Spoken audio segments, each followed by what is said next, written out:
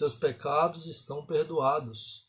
Mas alguns dos escribas estavam assentados ali e arrazoavam em seu coração: por que ele fala deste modo?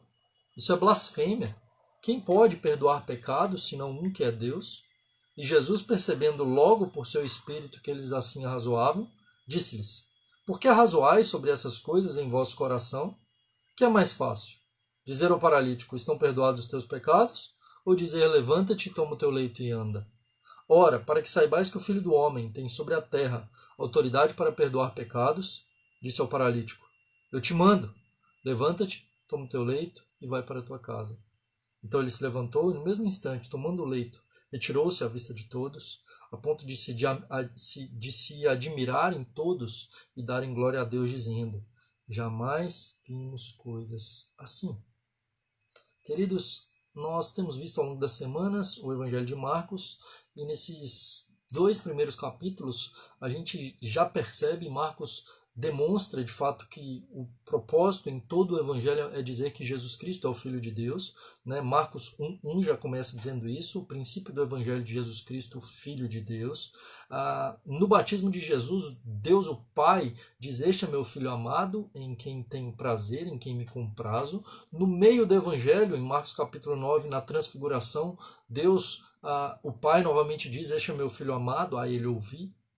Na crucificação, em Marcos 15, verso 39, na hora da morte de Jesus, na hora que ele morre, o centurião romano diz: verdadeiramente este era o Filho de Deus. Né? Então Marcos mostra de fato que o seu propósito é revelar Jesus Cristo como Filho de Deus, e ele vai revelando isso ao longo de todo o Evangelho.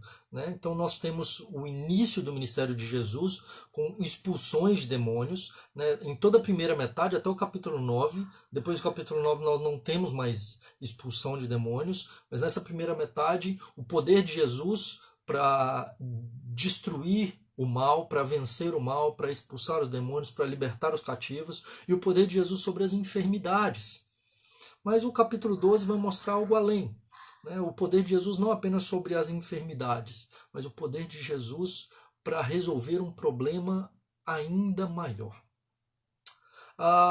Certamente você já passou por alguma situação em que alguém precisava de ajuda para ser curada e você não pôde fazer nada. Ou talvez um problema grande demais que a gente não pôde resolver e nós nos sentimos incapazes diante dessa situação. Nós vivemos dias onde muitas vezes nos encontramos em uma situação difícil, em uma situação que de fato nos leva a nos sentir impotentes frente a um mundo caído.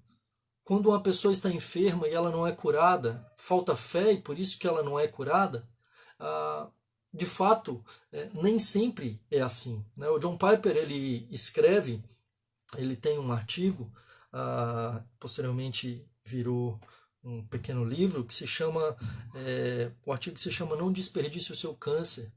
E ele escreve esse artigo, posteriormente mais um outro escritor americano escreve juntamente com ele, porque também passou pela mesma situação, quando ele passou por um câncer. Né? E tendo sofrido então por essa enfermidade, ele escreve sobre isso, né? Sobre aquela enfermidade, e ele escreve algumas coisas, dentre elas, né? Eu lerei algumas aqui.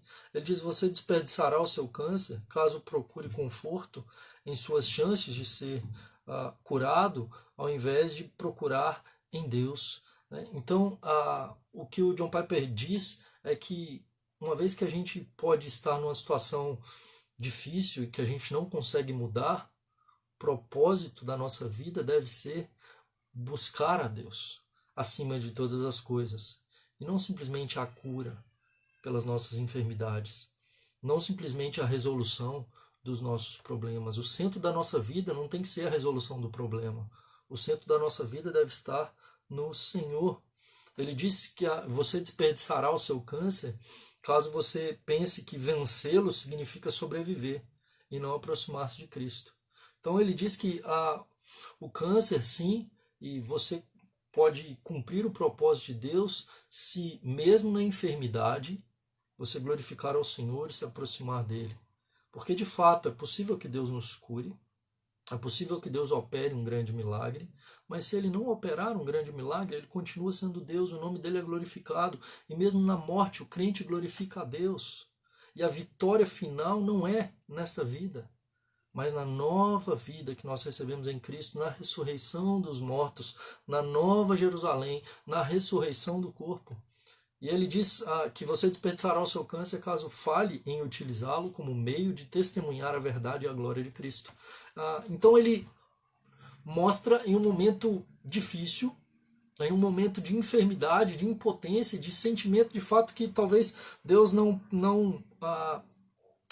Deus poderia não curá-lo, de que o propósito de todas as coisas existe algo muito maior do que simplesmente a resolução dos nossos problemas. E Jesus, em Marcos capítulo 2, dos versos 1 a 12, ele vem para mostrar que ele é muito mais do que um operador de milagres. Ele é muito mais do que alguém simplesmente que vem para curar enfermidades ou expulsar demônios. Ele vem para mostrar para nós de que ele é o próprio Deus e que ele vem para perdoar os nossos pecados, para resolver um problema muito maior do que enfermidades ou possessão demoníaca, mas a salvação da nossa alma.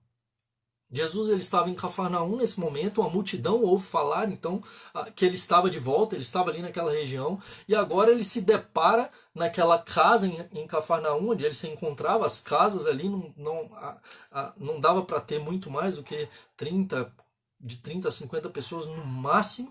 Então ali ele se depara com um problema que não tinha solução aos olhos humanos. Nós tínhamos uma multidão ao redor de Jesus. Nós tínhamos uma casa que estava abarrotada de gente até do lado de fora. E talvez alguns procurando alívio para suas dificuldades. Talvez alguns ali procurando encontrar algum tropeço diante de Jesus. Toda a cidade estava lá, querendo ouvir o que Jesus ensinava. Ver se ele faria algum sinal, porque ele já tinha operado muitos sinais. Outros talvez querendo derrubar Jesus, querendo de fato ver vê-lo falhar e querendo a sua morte, e vários tipos de pessoas ao redor de Jesus, curiosos, crentes, perseguidores, oportunistas. E Jesus ali naquela casa, ele estava ali para ensinar. O seu propósito no texto bíblico logo mostra que ele estava ali e o propósito dele ali era ensinar para aquele povo. Coisa que às vezes não ocorre em muitas igrejas, que estão preocupadas em operar sinais, que estão preocupadas com questões meramente sobrenaturais, querendo operar um show da fé. Jesus poderia operar um maior show que se ele quisesse, mas a sua preocupação não era essa. Não era de agregar um monte de pessoas para ver os milagres que ele operava. Pelo contrário, o tempo todo o Evangelho de Marcos mostra que Jesus ele não quer essa publicidade, porque essa publicidade o levaria à cruz. Daria cada vez mais munição para os seus opositores o levarem à morte, mas ainda não era chegada a sua hora. Ele pregava a palavra, ele pregava em todos os lugares onde ele esteve, no barco, na casa, na sinagoga, no templo, no alto mar, no monte, em todos os lugares onde Jesus esteve, ele estava pregando o evangelho. E aqui então nós vemos 6 as, né? Então eu gostaria de falar sobre, na verdade, são 7 as, né? Que esse texto revela para nós. Então nós aprendemos nesse texto com esses 7 as aí que eu consegui descobrir. Né? Em primeiro lugar, a audiência. Nós tínhamos um grande grupo de pessoas. Então uma multidão ao redor de Jesus, com todo tipo de pessoas. Oportunistas, gente querendo ver sinais, gente querendo receber algo, gente querendo o mal de Jesus, gente querendo de fato aprender de Jesus, gente ali meramente curioso, muita gente. E Jesus estava ali pregando. O propósito do seu coração, o propósito do nosso Redentor era de ensinar a palavra. E ali então nós vemos 4 amigos e um paralítico que é levado até Jesus. Então, enquanto Jesus ensinava naquela casa, uma casa que não devia ser um local extremamente grande, mas abarrotado de pessoas, não era possível chegar até Jesus. Aqueles 4 amigos então desejam pegar aquele paralítico e levar até Jesus. Qual que é o problema? Não dava. Então, a primeira pessoa que nós temos nesse texto é o paralítico, o ajudado.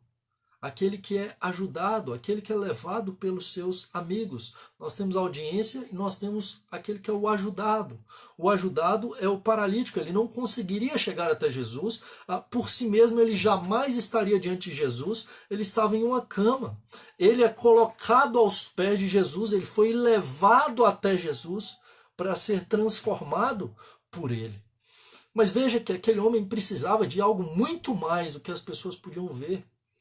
Não era somente a paralisia que aquele paralítico necessitava de cura. Era o seu coração, a sua alma precisava de cura. O peso da culpa, o peso do pecado, o peso de não ter certeza da sua salvação, o peso de não se sentir digno. Jesus olha para aquele paralítico e ele enxerga o coração daquele paralítico. Jesus Cristo cura a alma daquele paralítico, ele enxerga as necessidades e Jesus Cristo tem a resposta certa para todas as necessidades do homem. Aquele paralítico agora, então, ele pode ter o peso da culpa retirado. Agora aquele paralítico tem a salvação da sua alma, a sua mente sarada, a sua alma transformada. Ele é salvo. Por que Jesus precisava perdoar os pecados daquele paralítico? Quem é que pode perdoar pecados? Veja, Jesus olha para aquele paralítico e ele o perdoa. Todo mundo esperava que Jesus o curasse. Talvez eles pensassem que o que aquele homem mais precisava era da cura física.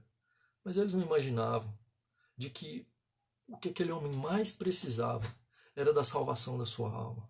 E talvez em tempos de pandemia, em tempos de dificuldades, em tempos de crise financeira, a gente pense que talvez a coisa que nós mais precisamos seja a resolução do nosso problema.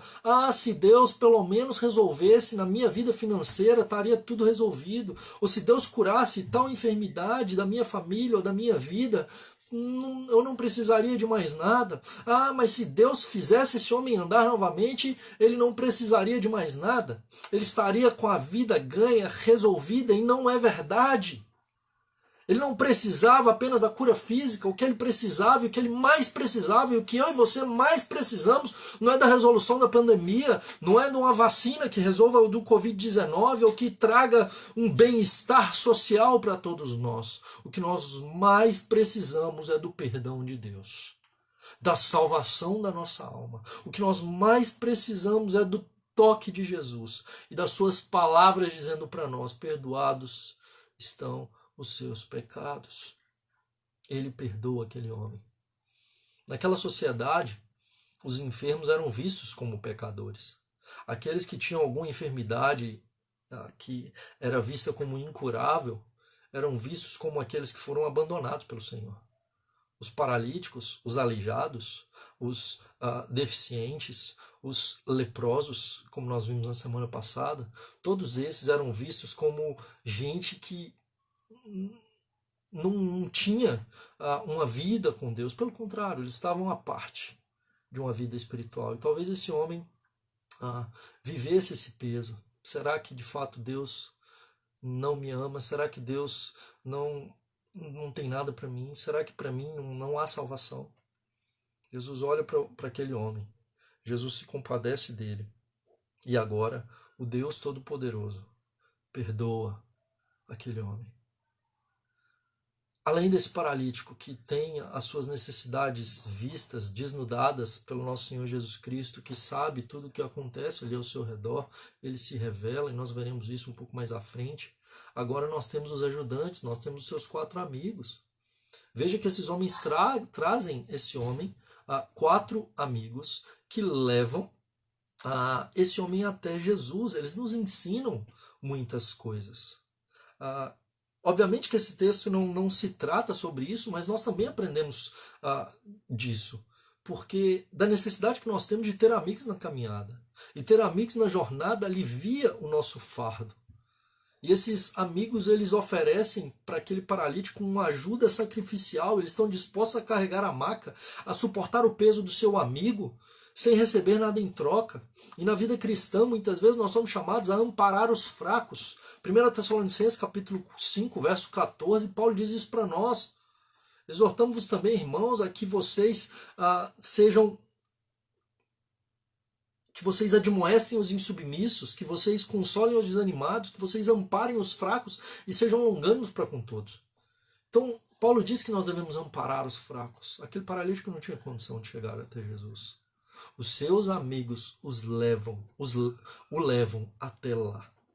E mais, havia um impeditivo. Talvez eles já estivessem cansados, porque eles já carregaram ele de onde ele estava até ali naquela casa e estava abarrotado de gente. Mas eles perseveram, eles têm fé, eles são perseverantes, eles creem que Jesus pode curá-lo. Veja que de fato eles sabem que Jesus pode curá-lo. Eles o colocam na frente de Jesus porque eles sabem que Jesus tem poder para isso. E muitos, talvez ao nosso redor, não têm condições de chegar até Jesus. Gente que está aleijada espiritualmente. E a menos que nós as carreguemos, e a menos que nós as levemos até Jesus, elas não vão conseguir chegar até Jesus. E nós somos chamados, queridos, a ser como esses 4 amigos, a levarmos essas pessoas até Jesus, a de fato perceber a sua necessidade espiritual, a reconhecer isso, a ver de fato o que as pessoas precisam, a ter os nossos olhos espirituais abertos. Esses 4 amigos poderiam simplesmente estar ali ao redor de Jesus, querendo ver, ouvir, mas eles se lembraram do seu amigo paralítico, eles sabem que Jesus tem todo o poder, e eles não simplesmente ficaram ali, eles foram lá buscá-lo. Eles se lembraram dele. E nós somos chamados a nos lembrar, queridos, daqueles que precisam, nós somos chamados a proclamar o evangelho àqueles que precisam, a levar Cristo até aqueles que precisam. Na vida cristã não existe espaço para sermos egoístas. Não existe espaço para a gente pensar somente em nós. Nós devemos levar os nossos amigos, as pessoas que nos rodeiam, até Cristo. E então esses homens agem com determinação. Eles planejam e executam, eles não desistem na primeira dificuldade, eles levam esse homem até Jesus e agora então eles tiram o telhado. As casas naquela época tinham um telhado que era reto, que era plano, então eles retiram parte do telhado e descem o paralítico exatamente na frente de Jesus. E na evangelização qualquer esforço não é muito. Se eu posso levar algum necessitado aos pés de Jesus, eu não devo medir esforços. Eu não devo medir as dificuldades. Eu devo levar os meus amigos até Cristo. O destino eterno da alma deles está em jogo. Que nós, de fato, possamos estar dispostos a nos envolver na evangelização e levar pessoas a Cristo. Assim como esses ajudadores. Os 4 ajudadores. Nós vemos a adversidade. Nós vemos então a audiência, o ajudado, os ajudadores e a adversidade. Veja que o que acontece ali é que o paralítico é colocado diante de Jesus. Agora nós temos um homem que está sofrendo, que está paralítico, e agora ele é colocado na frente de Jesus. Se existiam curiosos ali, agora a sua curiosidade vai ao extremo. Agora o seu desejo de ver sinais vai lá no teto. Agora vai acontecer um milagre e eu vou poder ver. Toda aquela audiência aguardando as palavras de Jesus naquele momento. E agora, será que ele consegue, ele pode fazer um paralítico andar? Será que de fato esse homem é quem ele diz que é? Será que de fato ele na prática faz? Ou será que ele só fala? Será que de fato o que nós ouvimos vai acontecer aqui? E Jesus então olha para aquele paralítico e ele profere as seguintes palavras: Filho, os teus pecados estão perdoados. Jesus, ao olhar para aquele homem, com aquele corpo quebrado, ele vê algo muito mais sério. Algo muito pior do que uma paralisia, ou até mesmo um câncer, ou uma doença incurável. Ele vê um coração pecador. Uma doença pode ter algum tipo de tratamento, mas Jesus vem para lidar com a dificuldade maior que nós poderíamos. Ele vem para lidar com aquilo que só ele poderia tratar. Ele vem para tratar com um mundo que estava cheio de pecado, e ele vem justamente para resolver esse problema. Não apenas de trazer cura física, não apenas de trazer a resolução de problemas imediatos e temporais. Ele vem para resolver o problema definitivo. E cada um de nós passa por problema. Nós podemos ter problemas sérios. Talvez um histórico de abuso que ninguém saiba. Talvez problemas financeiros graves. Talvez problemas de saúde. O médico dizendo de uma enfermidade gravíssima, de uma doença incurável. E talvez a gente pense que se esse problema for resolvido, então eu vou ficar bem. Tudo vai ficar bem. Eu terei tudo o que eu preciso. O resto eu cuido. E Jesus entende que não é assim que funciona. O problema mais sério, ele precisa resolver. E o problema é muito mais sério do que essas questões que são temporais, do que perpassam apenas essa vida. E talvez fosse isso que aqueles 4 amigos pensassem. Talvez fosse isso que até mesmo o próprio paralítico pensasse. E todos ali no recinto, porque veja, Jesus joga um balde de água fria em toda a audiência, porque ele diz, perdoados estão os seus pecados. E o que eles esperavam que Jesus dissesse era, levanta e anda. Que Jesus então curasse aquele homem. E eles pensavam que o que ele realmente precisava era da cura física. Ele precisa voltar a andar e tudo estará resolvido. Veja, queridos, aquele homem de fato voltou a andar. Jesus curou aquele paralítico. Mas eu não sei quanto tempo depois, aquele homem ficou em uma cama de novo. Talvez por velhice. Não sei quanto tempo depois, esse homem não conseguia mais andar. Os seus ossos continuaram perdendo cálcio. Esse homem foi tendo o seu corpo sendo envelhecido, deteriorado, uma humanidade enferma, caminhando para a morte. Até que depois ele não sofreu apenas paralisia. Esse homem morreu. Ele não está vivo até hoje. Jesus olha para esse homem, ele diz, eu não vim para resolver um problema temporal e que não vai ter uma solução duradoura e eterna. Eu vim para resolver um problema muito maior que nenhum de vocês está percebendo, e eu vim para isso. Eu vim para isso. Eu vim para resolver um maior problema. Quando nós pastores aconselhamos, normalmente as pessoas quando vêm se aconselhar, elas procuram apresentando algum problema periférico, que não é realmente a raiz do problema. Normalmente algum problema conjugal, algum problema financeiro, algum problema de algum tipo de sofrimento. Mas normalmente quando a gente começa a acompanhar a pessoa, normalmente a gente chega no problema profundo da alma. E normalmente esse problema está relacionado a algum pecado que precisa ser confessado, alguma transformação que precisa ocorrer, uma volta total para o Senhor Jesus. John MacArthur ele tem um livro muito legal que chama Sociedade Sem Pecado. De fato ele mostra isso, que a nossa sociedade hoje muitas vezes considera o pecado como se fosse uma doença, para que se livre da culpa, para ser feliz, buscar a resolução de todos os problemas por meio de uma vida em busca da felicidade, em busca do prazer, e que não precise lidar com essas coisas de culpa, ignore isso. E por isso talvez a nossa geração é a geração com mais ansiedade, com mais depressão da história, justamente porque não tratam a raiz do problema, com o pecado. E é isso que Jesus vem resolver, ele vem tratar com a raiz do problema da humanidade. Ele vem tratar não apenas com a enfermidade física, mas com a enfermidade da alma daquele paralítico. Ali nós temos não apenas a audiência, não apenas o ajudado, não apenas os ajudadores, a adversidade, nós temos também os adversários. Havia ali alguns escribas assentados e raciocinando em seus corações. Por que esse homem diz blasfêmias? Quem pode perdoar pecados senão Deus? Vejam, a multidão bloqueava a porta, disputando algum lugar, querendo ver o que ia acontecer. Dentro dessa audiência nós tínhamos muitos tipos de pessoas e talvez é uma coisa para a gente pensar. Quando eu estou perto de Jesus, qual que é a minha motivação por estar diante do Deus Todo-Poderoso? Eu busco a Deus para que Ele resolva o meu problema apenas?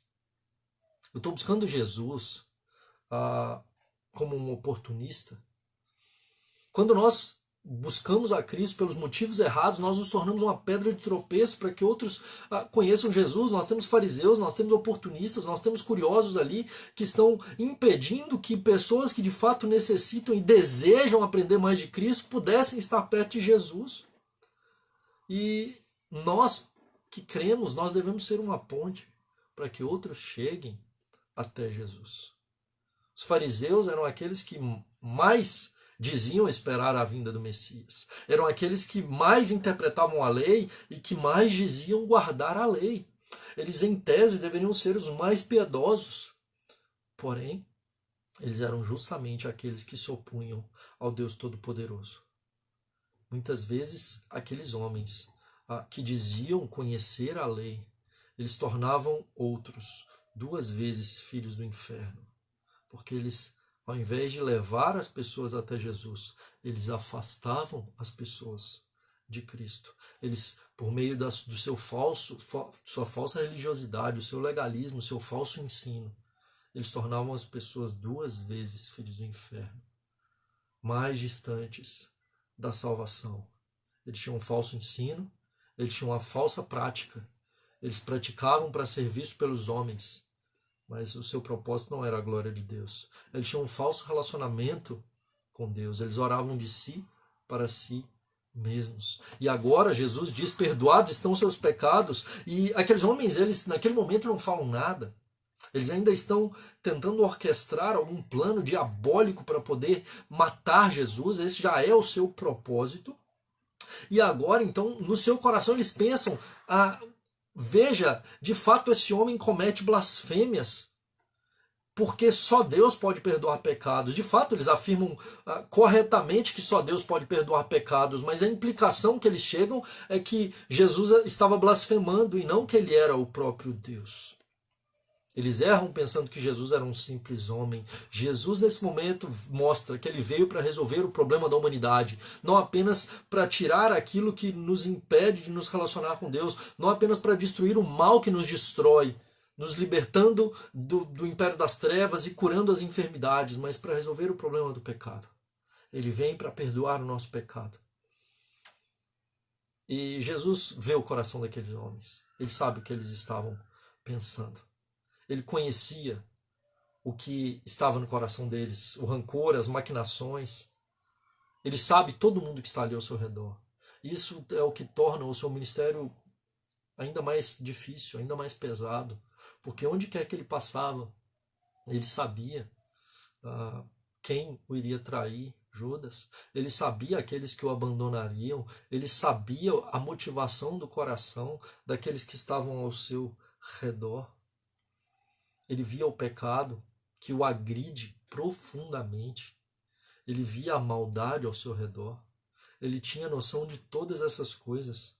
Imagine, queridos, quando nós vemos na televisão, quando a gente fica sabendo de casos de maldade, de estupro, de assassinato, de assaltos, de desvio de dinheiro, que tira dos pobres e que mata ainda mais pessoas, quando a gente vê sobre enfermidades acontecendo, falta de recursos em hospitais e as pessoas sofrendo e morrendo, o Senhor Jesus via tudo isso. O que tornava ainda a sua caminhada ainda mais pesada, o que tornava o seu ministério ainda mais difícil. Ele foi tentado em todas as coisas, e o fato dele ser Deus, o fato de que ele jamais pecaria, não significa que não foi difícil. E ele então vê esses adversários, e agora nós temos o ajudador. Nós temos a audiência, nós temos o ajudado, nós temos os ajudadores, nós temos a adversidade, nós temos os adversários, nós temos o ajudador. Jesus vê a fé daqueles 4 amigos. É interessante porque como é que Jesus vê a fé dos 4 amigos? Não é possível ver a fé. A fé não é algo visível, mas ele vê. Ele vê a incredulidade, a maldade, a hipocrisia dos fariseus. A Bíblia em 1 Samuel, capítulo 16, diz para nós que Deus não vê como o homem vê. Quando Samuel vai lá escolher um dos filhos de Jessé como o novo ungido do Senhor, e Samuel pensa que é Eliabe, um dos 3 filhos mais velhos, pela aparência, Deus diz, eu não vejo como o homem vê. Porque o homem vê o exterior, mas só Deus vê o coração. Jesus vê o coração daqueles homens, ele vê a fé daqueles homens. E agora, então, Jesus Cristo está diante daquele paralítico e ele também vê a sua necessidade. Ele vem para resolver um problema muito maior. Ele vem para resolver o problema do pecado. E agora ele diz, perdoados estão os seus pecados. Por que ele pode dizer isso, queridos? Eu não posso simplesmente dizer para uma pessoa, né, para o Alberto, para o Tito aqui que está nos acompanhando, para a Tina, e dizer assim, olha, Tito, Tina, Alberto, vocês estão perdoados, eu perdoo os seus pecados. Eu não posso dizer isso. Porque eu só posso dizer que eu perdoo alguém se essa pessoa cometeu algum pecado contra mim. Como que Jesus pode dizer para um desconhecido, alguém que ele está conhecendo agora, que os pecados dessa pessoa estão perdoados? E veja, ele não diz apenas um ou outro, ele está dizendo que os pecados, todos eles, daquele paralítico, estão perdoados. Quem que pode perdoar pecados? Somente Deus pode perdoar pecados, porque todo pecado é contra a Deus. Todo pecado é contra a santidade de Deus. E todo pecado agride a santidade do nosso Deus. Jesus pode perdoar porque todo pecado é contra a sua santidade, é contra ele. E ele pode perdoar porque ele pagaria o preço pelos pecados daquele paralítico, pelo meu pecado e pelo seu pecado. Ele pode perdoar pecados porque ele vem justamente para resolver esse problema mais profundo. Ele vem para resolver o nosso problema. Ele vem para levar sobre si as nossas enfermidades. O castigo que nos traz a paz estava sobre ele, pelas suas pisaduras nós fomos sarados. Ele leva sobre si as nossas enfermidades. Ele é traspassado por causa das nossas iniquidades e transgressões, moído por conta do nosso pecado. Ele leva sobre si. Ele pode perdoar porque ele quitaria a dívida que era contra nós. E agora, Jesus, diante daquele homem, ele dá uma ordem para aquele homem que era impossível de ser feita. Ele diz para aquele homem, paralítico, levanta e anda. Veja, ele é paralítico, como que é possível que ele levante e que ele ande? Não é possível.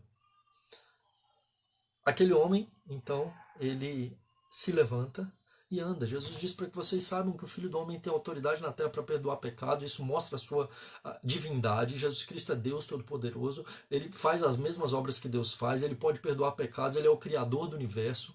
Ele tem todo o poder. Ele tem poder sobre a criação. Ele acalma tempestades, ele cura os enfermos, ele ressuscita mortos, ele anda sobre o mar, ele sabe o que se passa no coração do homem, ele é o Deus Todo-Poderoso, onipotente, onipresente, onisciente, ele é eterno e imutável.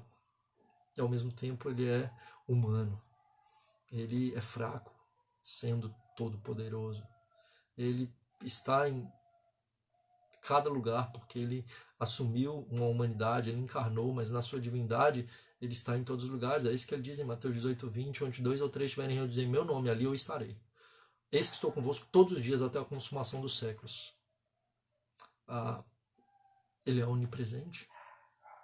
E ele diz isso para que vocês saibam que o Filho do Homem tem autoridade na terra para perdoar pecados. Eu te ordeno, levanta e anda. E agora ele diz, você que é incapaz de levantar uma maca, levanta e anda. Na obra de Deus, Deus nos ordena coisas que Ele mesmo nos dá o poder para realizar. Agostinho, ele tem uma frase que os arminianos não gostam muito, eles usam para poder criticar, que é a seguinte: ó Senhor, concede o que tu ordenaste. Concede-nos o que tu ordenaste. O que Agostinho dizia, e sabendo muito bem, ele sabia que Deus era soberano, e de fato é isso que acontece aqui. Deus ordena para o paralítico levantar e andar, mas é ele quem dá capacidade e poder e resolve toda a atrofia dos seus membros, e resolve sem que ele andasse cambaleando, não, ele já pode levantar e carregar a maca, inclusive, ele não precisa mais ser carregado pelos seus amigos para casa, ele vai embora carregando a sua maca e dando glória a Deus. Ele ordena que ele faça aquilo que Jesus deu poder para que ele faça. E é isso que ele faz conosco, queridos. Ele diz para nós: creia no Evangelho. E ele mesmo é quem dá fé para que a gente creia no Evangelho. Ele diz: levanta e anda. E ele mesmo é quem cura aquele homem. E o que fazemos é para a glória de Deus, no poder de Deus, na autoridade de Jesus. Isso nunca para nos exaltar. Nós devemos nos lembrar disso. Qualquer coisa que a gente faça que seja poderosa, grandiosa, sobrenatural, é no poder de Deus, é na direção, na autoridade de Jesus, para a glória dele. Nós não estamos no centro. Não se trata de mim e de você, mas do nosso Senhor Jesus Cristo. É para que saibam que o Filho do Homem tem autoridade. Não é simplesmente para que resolva um problema temporal dele, porque essa enfermidade é para a glória de Deus. Tudo que a gente possa passar, todos os problemas que a gente possa passar, que a gente reconheça isso, que deve glorificar o nosso Redentor, que deve levar pessoas a Cristo, que a gente tem que revelar o caráter santo, poderoso do nosso Salvador, que a nossa vida aponte para ele. E aquilo que a gente faça no poder dele, glorifique a ele.